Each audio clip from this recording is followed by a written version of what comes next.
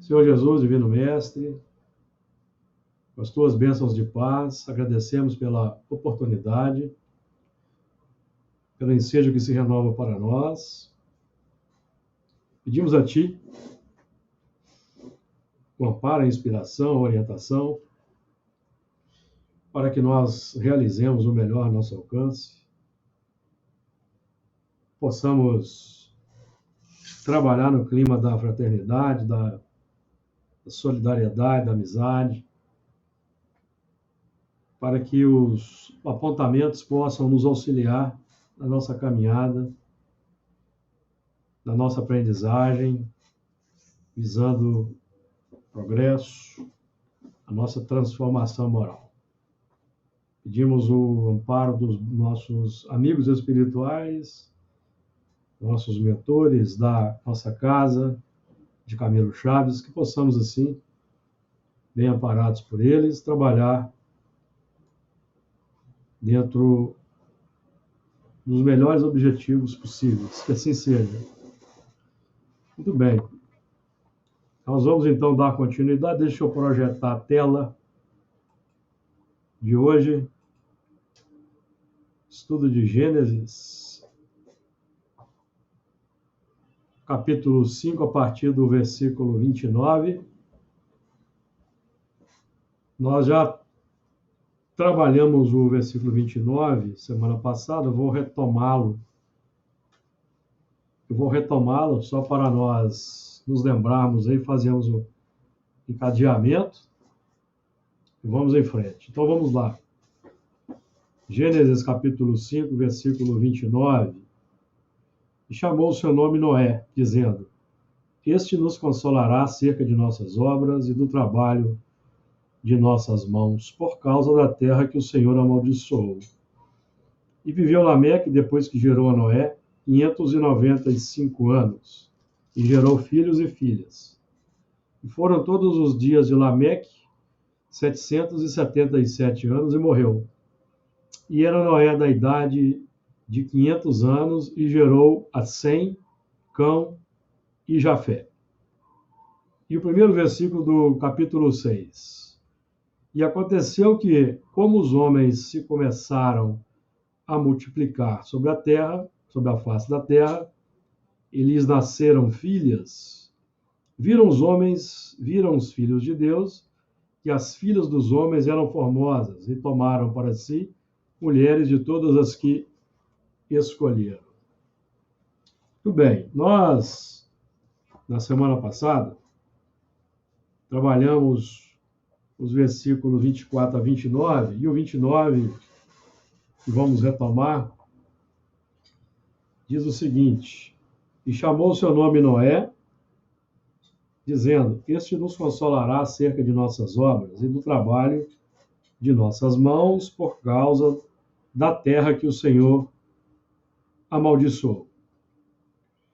Nós já comentamos sobre Noé anteriormente. Noé define o descanso alcançado, a vitória sobre um ciclo de evolução e a instauração de todo um processo renovador, e com o compromisso, assumindo aquele compromisso de sanear o ambiente. Quando nós, por exemplo, espíritas que somos, estudiosos da doutrina espírita, espíritas convictos, o que significa que o Noé, por exemplo, está formada a nossa intimidade, adotando esses princípios que nós estamos adotando, obviamente nós assumimos a responsabilidade de colaborarmos com Jesus no saneamento do ambiente,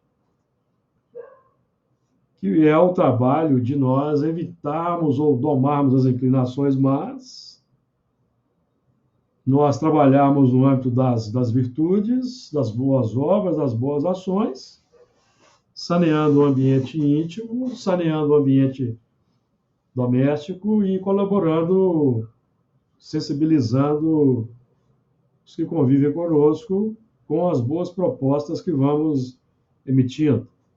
Então, sanear o ambiente adotando uma nova mentalidade. Então, esse é o ponto que define a chegada do Noé, que se Noé representou aqui um grande grupo que passou a reencarnar naquele tempo, trazendo novas propostas melhores, o Noé na intimidade é esse nosso trabalho de conversão à ideia, consequentemente, o trabalho operacional no plano dessas ideias que temos, que aceitamos. Esse é o significado de Noé para nós.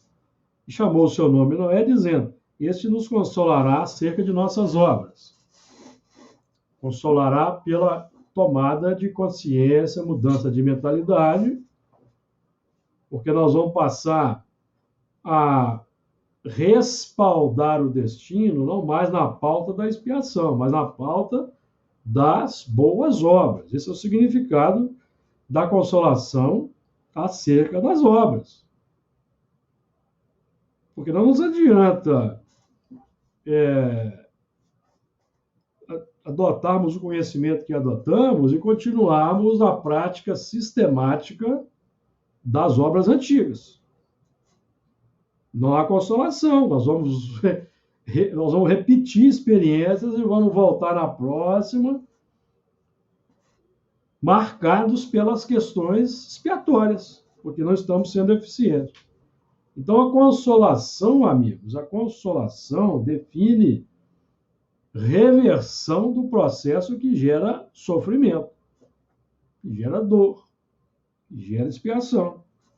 Isso é o significado da consolação. O Consolador prometido, ele vai nos abraçar quando nós entramos na casa espírita.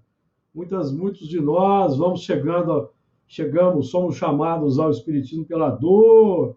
Então, na casa espírita, somos acolhidos, recebemos aquele amparo inicial do Consolador de fora para dentro, que representa o lenitivo, mas o Consolador que vai reverter o processo gerador das dores, o Consolador interior, que vai ficar conosco para sempre, conforme Jesus ressalta no Evangelho de João, que nós citamos aqui na semana passada. Então, nós trabalhamos a ideia do Consolador com bastante ênfase na semana passada e convido os amigos a, se for o caso, ouvirem o estudo da semana passada para buscar lá esses apontamentos, que nós vamos fazer só uma passagem rápida. Então, dizendo, esse nos consolará acerca de nossas obras e do trabalho das nossas mãos, que é a sequência, não é isso? Sequência da ação aí. O trabalho é o concreto. O trabalho das nossas mãos é o que está concretizado. Então, a paixão ou a virtude é trabalho das nossas mãos. É o plano concreto na intimidade. A paixão mantém a dor e o sofrimento, embora no primeiro momento elas vão gerar um prazer imediato, mas na sequência elas geram dor, geram dificuldades. É um trabalho das nossas mãos, assim como a virtude, trabalho das nossas mãos. E trabalho das nossas mãos, que define aí o Caim renovado, que Noé é o Caim renovado. Aquele grupamento do Caim, obviamente, nós vamos ter os que se renovaram e vamos ter os que se mantiveram na tônica complexa. Aqui nós estamos trabalhando no plano interior, em que cada um de nós aqui é o Caim que se transformou no Noé. Esse é o plano aqui de trabalho nosso. Por causa da terra que o Senhor amaldiçoou. Aqui, meus amigos, esqueçamos aquela ideia do Deus antropomórfico que distribui castigo, que distribui prêmio. Não. Nós, espíritas, sabemos que esse Deus Não existe. Por que nós sabemos disso? Por causa da questão 536. B. Deus não exerce ação direta na matéria. O Senhor que atua é o Senhor interior de cada um de nós, individual. E é o Senhor que tem o controle, o domínio do plano interno. Esse é o Senhor. Certo, amigos? Que gera a expiação ou gera a consolação. O de fora, o Senhor de fora, proporciona a misericórdia, por meio dos agentes da misericórdia, que é o abraço, que é o acolhimento. Vem cá, meu irmãozinho, vamos fazer uma prece. Certo? Ou o médico que oferece o medicamento.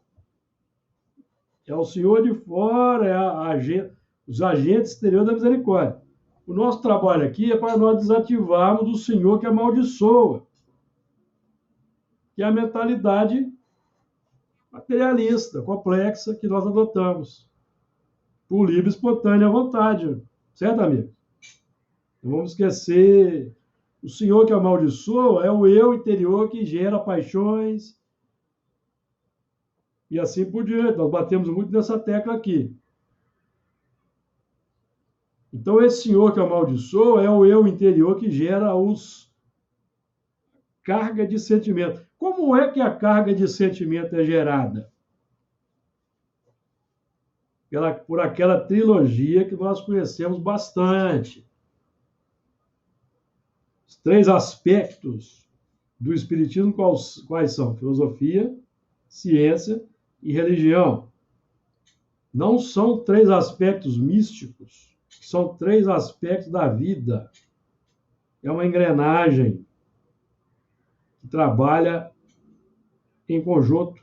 Mentalidade, ação,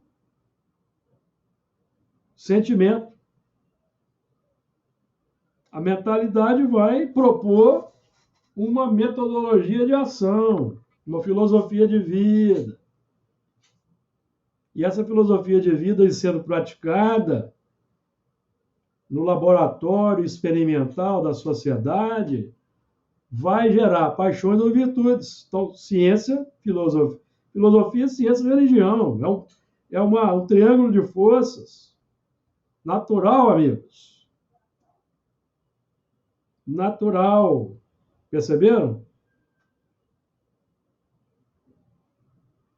Isso é importante a gente ter em vista, porque o destino está nas nossas mãos. A mentalidade de geração que vai repercutir, vai impactar os sentimentos. Então, as virtudes nos encaminham para a religiosidade natural, as virtudes. Então, a filosofia espírita, que é a mesma filosofia cristã do cristianismo redivivo, cristianismo nascente, propõe uma ação no laboratório experimental da vida, a ciência prática, a ciência experimental da vida, e como a filosofia, ela traz em si a revelação das leis de Deus, da imortalidade da alma, da existência de Deus, que nós, inclusive, comprovamos na reunião mediúnica essa realidade, vai gerar o sentimento natural da religiosidade imanente. Deu uma ideia? Isso ficou complexo.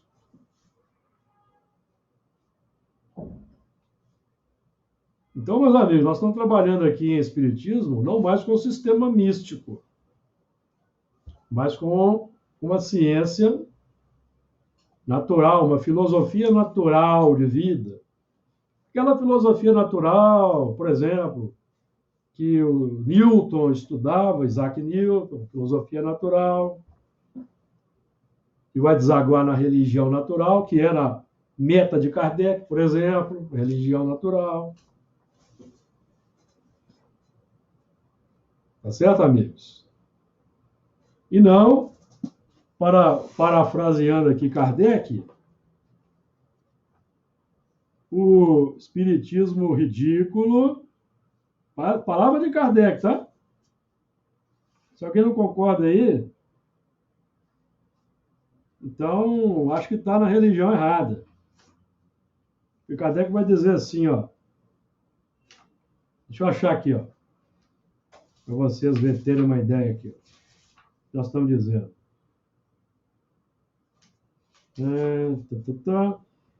Nesse grande movimento regenerador, que é isso que estamos estudando aqui, o Espiritismo tem um papel considerável. Não o Espiritismo ridículo, inventado por uma crítica zombeteira, mas o Espiritismo filosófico, como compreende qualquer um que se dê ao trabalho de buscar a amêndoa em sua casca. Então, aqui Kardec está fazendo uma referência ao espiritismo ridículo inventado pela crítica. Mas nós temos hoje também um espiritismo ridículo inventado, mantido pelos próprios espíritas que se afastam da filosofia espírita, raiz, e vão agregando aspectos complexos. Transformam o espiritismo em algo ridículo que vira motivo de zombaria. Não sei se vocês estão entendendo, porque isso tem acontecido. Então, o nosso propósito aqui, nós que estamos estudando Gênese, é sair do misticismo inoperante, meus amigos, é partir para a ação. Ação. Então, dizendo, este nos consolará acerca de nossas obras. Filosofia. Filosofia que nos diz novas coisas, filosofia espírita. E do trabalho de nossas mãos, a ação no cotidiano, no laboratório prático da vida, no laboratório experimental, por causa da terra que o Senhor amaldiçoou, que é a própria terra interior, causas das aflições, causas das dificuldades, que desaguam nas expiações, nas dores. Ficou claro?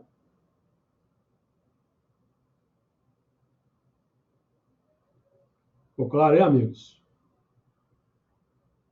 Então,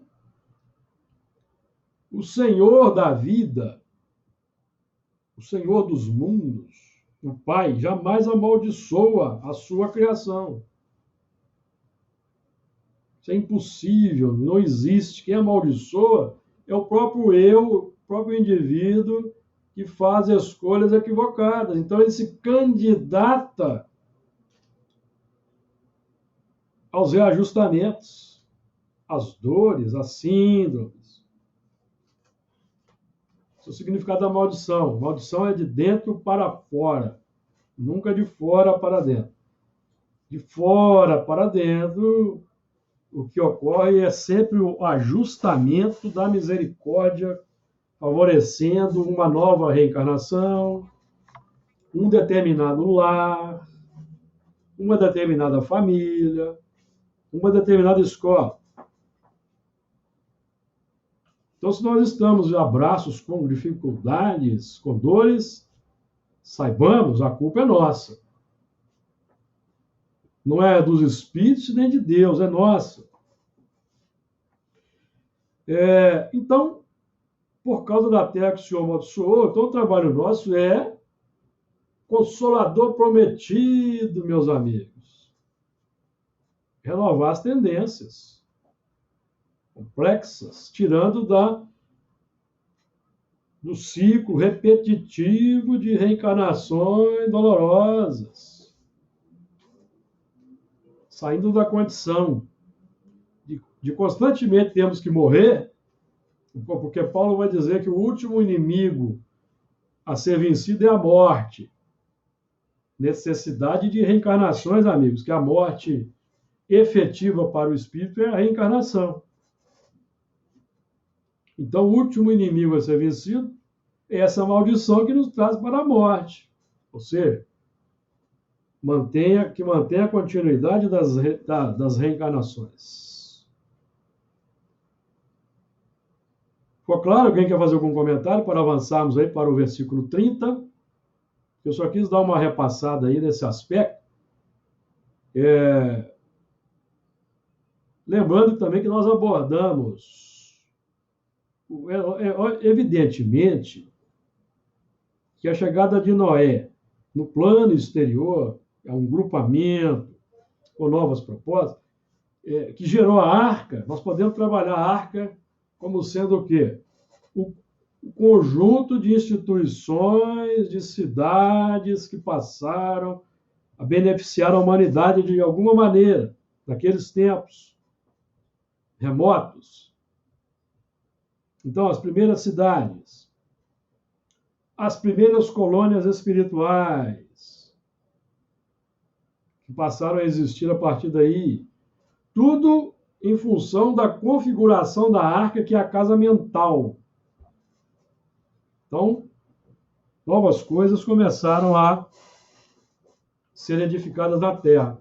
Nós ainda vamos trabalhar esse assunto, nós vamos voltar a esse assunto, capítulo 7, quando tratarmos da construção da arca. Aqui estamos só lançando uma ideia. Pode falar aí, Luiz. O que você está falando aí, Júlio, me chamou a atenção para uma coisa, é que até Noé, quando você fala que abriu essa condição, né, com esse agrupamento, abre a condição da construção da casa mental, como se fosse um grupo que já tivesse capacidade de organizar as suas ideias, porque até Noé, o que fala aqui atrás é como é que fala? Um processo simples, um processo de multiplicação, de reprodução. Gerou quem, aí deu isso, aí gerou isso, foi gerando. Trabalhar a terra. Como se fosse um processo de evolutivo, em que através da repetição, morre, até que você cria uma condição desse grupamento de desenvolver melhor a mente e a partir daí crescer. Exato. Até chegar no Abraão, que aí você tem condição de pegar o plano maior. Exato. Não sei se... É isso mesmo. É evolução. Estamos trabalhando aqui evolução mesmo. Evolução individual ou coletiva.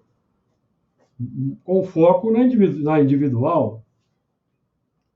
Porque o coletivo reflete os indivíduos. Nós queremos um coletivo melhor, precisamos nos tornar melhores indivíduos na sociedade. Isso tem implicações em todas as áreas da sociedade, todas as áreas. Na religião, na política, na ciência, todas, na filosofia. Tem como não haver essa repercussão, não. Então, esse é o ponto, tá? É isso mesmo. Então, a partir de um certo momento, há um amadurecimento coletivo, definido por aqueles que vão avançando e buscando mais. Então, esses vão recebendo mais e os outros vão a reboque. Os outros vamos a reboque dos mais avançados. Os mais avançados auxiliam o progresso dos menos adiantados por meio do contato social. Então, nós hoje, em termos do conjunto da sociedade humana, nós espíritos, temos uma prerrogativa extraordinária. Olha, em termos de conhecimento espiritual, nós estamos na vanguarda, meus amigos, nós estamos na crista da onda. Qual o percentual da população humana encarnada que tem o conhecimento que nós temos, que estuda esses assuntos que estamos estudando? Que fazem reuniões mediúnicas aí, intercâmbio espiritual em bases avançadas, como estão fazendo, à distância. Qual o percentual? Então, nós estamos na crista da onda que nos coloca no plano da responsabilidade. Responsabilidade, nós vimos aqui, ó. Trabalhamos aqui, ó, assumindo a responsabilidade de sanear o ambiente. Não é pouca coisa. Não é pouca coisa. Não é para nós aqui ficarmos naquele plano assim do.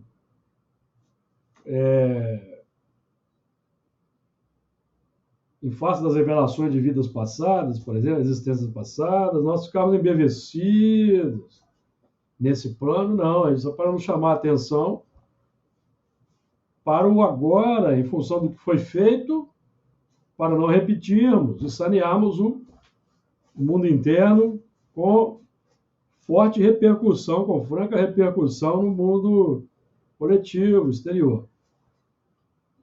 Esse é o ponto. Versículo 30.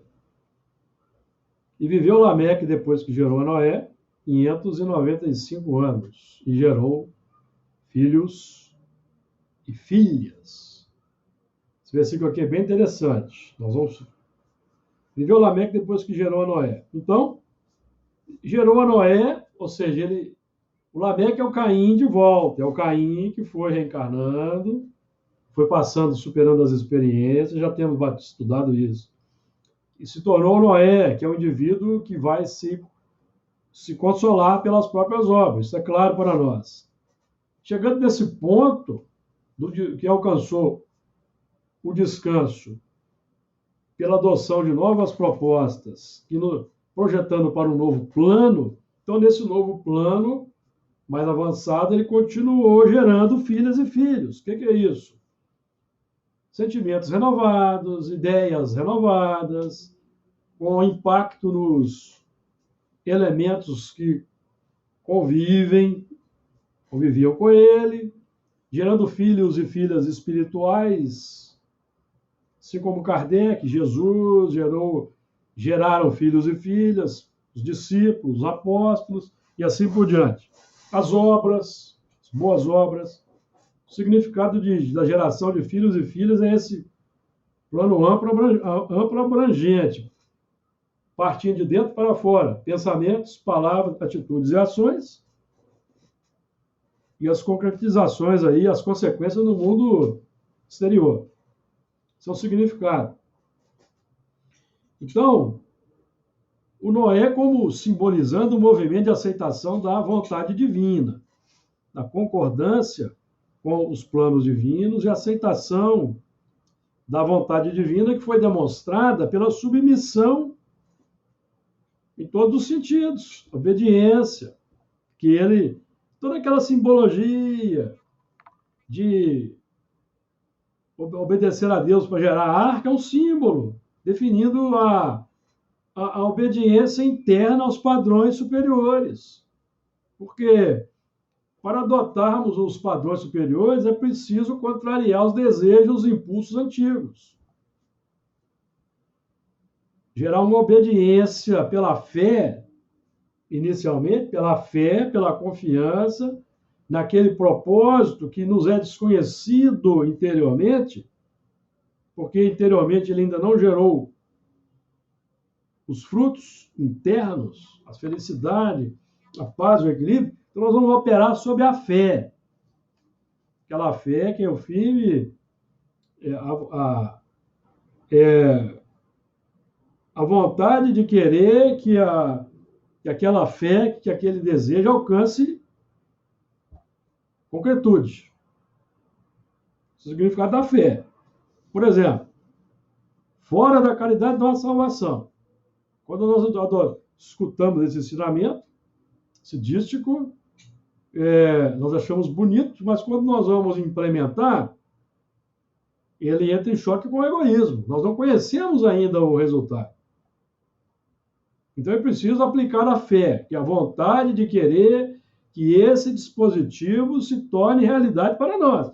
Fora da caridade não há salvação. Porque no processo de praticar a caridade, segundo o padrão espírita, nós vamos descobrindo a verdade que está oculta.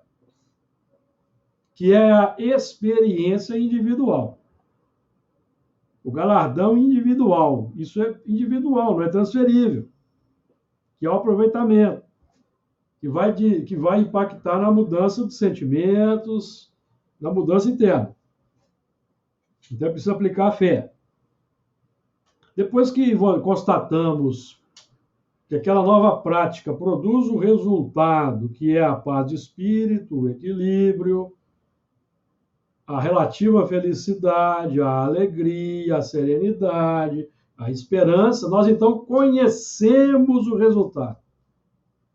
O resultado, então, é conhecido, é visto. Por isso que Paulo vai dizer: a fé é o firme fundamento das coisas que... firme fundamento das coisas que não se veem, não.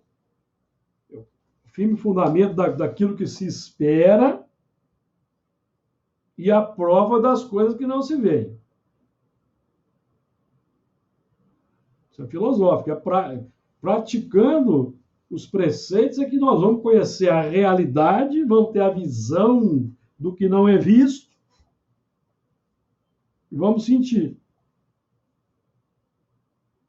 Por isso é que os apóstolos que vivem o evangelho encaravam o sacrifício com alegria. Eles já conheciam o resultado. Não tinha mais o temor da morte. Então, Noé, no plano prático, significa a conquista daquele plano em que não há mais conflitos interiores. Os conflitos foram solucionados. A harmonia se instaura. E passa a haver uma irradiação otimista, esperançosa e positiva de cada um de nós.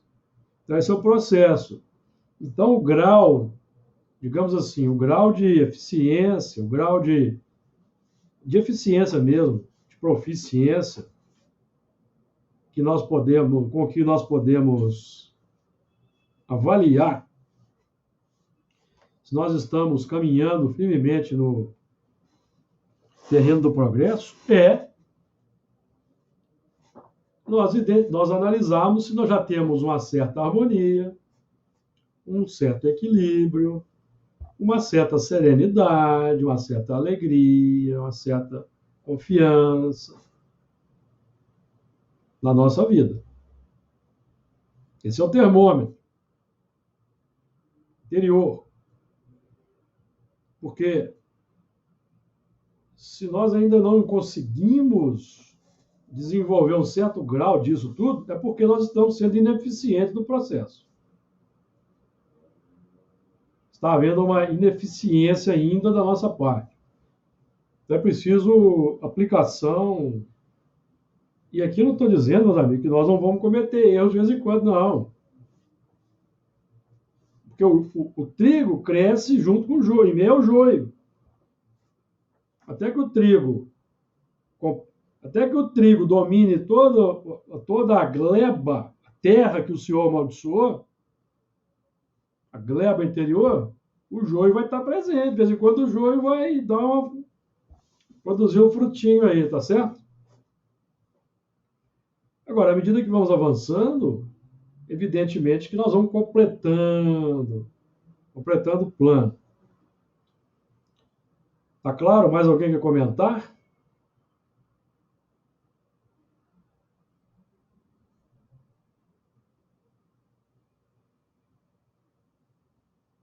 Parece que o Fernando quer comentar aí, Fernando. Abre o som. Sim. Com relação à fé, eu passei por uma experiência há poucos dias no que diz respeito à fé, e eu observei uma coisa muito interessante, é que muitas das vezes nós temos pressa do resultado, mas nós precisamos ter principalmente quando almejamos algo embasado na fé, é não se preocupar com a velocidade do resultado. É ter muita paciência e aguardar com serenidade. Porque aquilo que nós queremos, na maioria das vezes, não está em nossas mãos. Então, precisamos confiar e aguardar com muita serenidade. Eu passei por um processo desse que, se eu não tivesse tido muita paciência, muita serenidade, eu não teria obtido aquilo que eu precisava. Por quê? É como uma semente que a gente planta, né? Você tem que aguardar ela germinar, crescer e dar fruto, e a árvore dá frutos. Então, às vezes, nós queremos tudo para ontem, e não é para ontem. Isso é com relação à fé. A paciência, a serenidade e acreditar. Nós estamos abordando o assunto. Fecha o som, Fernando. Está dando eco. Nós estamos abordando o assunto do ponto de vista interno. Porque é óbvio que na vida precisamos dos bens materiais, por exemplo. Mas os bens materiais são consequência do estado de espírito.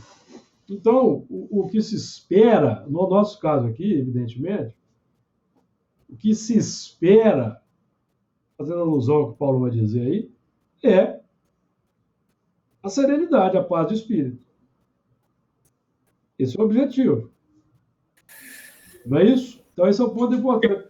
Porque buscai primeiro o reino de Deus e a sua justiça, e tudo mais vos será acrescentado. Tudo mais para nós alcançarmos o reino de Deus e a sua justiça, que é a aceitação das adversidades, inclusive a serenidade perante as dificuldades. O que ocorreu comigo foi no plano de sentimento. Sim, exatamente. Porque esse é o ponto. Porque o sentimento renovado, o equilíbrio renovado, vai nos dar condições de administrar carências e supérfluos, por exemplo, digamos assim. Ajudando a quem tem necessidade e administrando a carência, porque nós vamos precisando cada vez de menos coisas. Embora convivendo com muitas coisas, amigos, porque o bem-estar material ele é um movimento que vai crescer no mundo, está crescendo e vai crescer. Isso é fruto do progresso. Estamos falando aqui o seguinte, saber administrar, viver com abundância e com a carência. Porque a terra do futuro é o plano da abundância. O mundo da regeneração é o mundo da abundância, não é da carência. Da abundância. Os Espíritos são claros nisso. Tanto no Evangelho, até conto no livro, por exemplo, Mensageiros, que o instrutor vai dizer para o André Luiz que o bem-estar material vai aumentar na Terra. Vamos trabalhar menos materialmente, menos braçalmente. O trabalho vai ser mais intelectual. Então, nós temos que nos preparar para esse advento. E a preparação para esse advento é a renovação dos sentimentos. Os sentimentos renovados é que vão nos dar condições de saber administrar com sabedoria essas questões. Por enquanto, nós temos que administrar a carência, falando em grande escala. em termos globais. E viveu Lameque, depois que gerou Noé, 595 anos. Quando nós fazemos a soma do 595, 5 mais 9 mais 5, nós temos 19. Somando 1 mais 9, temos 10. Olha o símbolo interessante aí. Então, Lameque, que gerou Noé, é o Lameque que obedeceu aos mandamentos divinos. Cumpriu os mandamentos. Então, ele gerou o descanso. Gerou a harmonia, gerou o equilíbrio. E os 10 mandamentos é um programa, ele trata das leis morais. Leis morais. Estudamos em Doutrina Espírita, no Livro dos Espíritos. Nós temos os 10 mandamentos. 7 negativos: não matar, não roubar, que são para a contenção das más tendências. 3 positivos, projetando o amor: amar a Deus, ao próximo, guardar o sábado. Honrar pai e mãe, amar a Deus, honrar pai e mãe, guardar o sábado. A dinâmica operacional do amor. Dinâmica operacional do amor. Então, quando nós conseguimos cumprir os 10 mandamentos, nós então geramos o Noé, que é o descanso, que é o fim do conflito. Então, viveu 595 anos, gerou filhos e filhas, que é o que nós já falamos aqui. Então, a partir do momento em que nós obedecemos os 10 mandamentos, entramos na dinâmica operacional dos 10 mandamentos, nós vamos gerar novas coisas, tanto no interior quanto no exterior. Movimento natural. De acordo? Então, geração de filhos e filhas, aí nós estamos trabalhando com a lei de reprodução no plano interior. O que eu estou dizendo? Quem gera filhos e filhas no plano interior de cada um de nós é a associação da razão com o sentimento, o casal operacional, o macho e a fêmea. Lembram-se lá já estudamos aqui, primeiro e segundo versículo do capítulo 5, se lembram? Esse é o livro das gerações de Adão, no dia em que Deus criou o homem. À semelhança de Deus o fez. Macho e fêmea os criou. E os abençoou e chamou o seu nome Adão. Então, Adão é macho e fêmea. Por que Adão é macho e fêmea? Razão e sentimento, as duas asas da evolução. É o casal primordial, meus amigos, no Jardim do Éden, que é o nosso coração. O Jardim do Éden é o Jardim das Delícias, é o símbolo do indivíduo harmonizado. Não tem mais conflitos.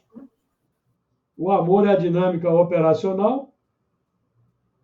As virtudes são a tônica. Então, serenidade, otimismo, paciência, alegria, esperança vão aí configurando o Jardim das Delícias no mundo interior. Esse é o significado.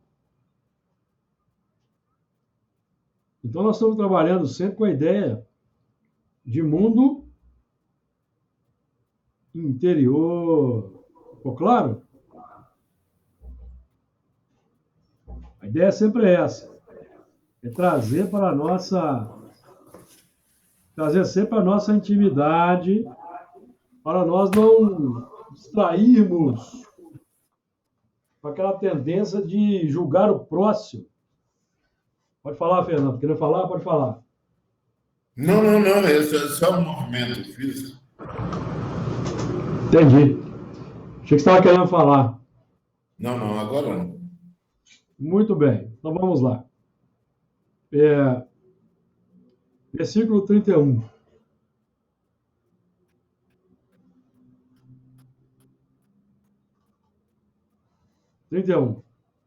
E foram todos os dias de Lameque 777 anos e morreu.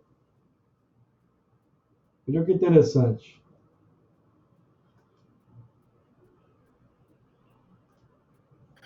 Então, o elemento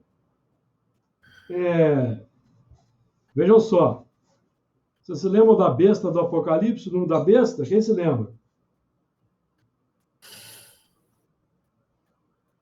666. Isso. Pode falar, Flor. 666. Isso mesmo.